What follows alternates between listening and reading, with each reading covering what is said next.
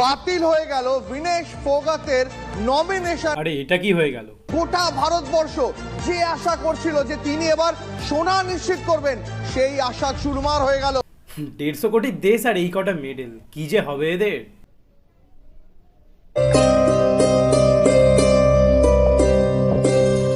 বাবা জানো, আজকে পাড়ায় সবাই ক্রিকেট খেলছিল, আমি সব থেকে বেশি রান করেছি।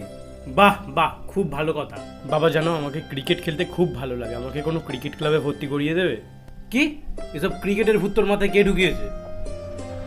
এখন পড়াশোনা কর, পরে দেখা যাবে ওইসব। বড় হয়ে তোকে ডাক্তার না হলে ইঞ্জিনিয়ার হতে হবে, নাহলে যে আমার মাথা কাটা যাবে। ক্রিকেট তোকে কোনোদিন খাওয়াবে না, পড়াবে না জীবনে। যা পড়তে বস।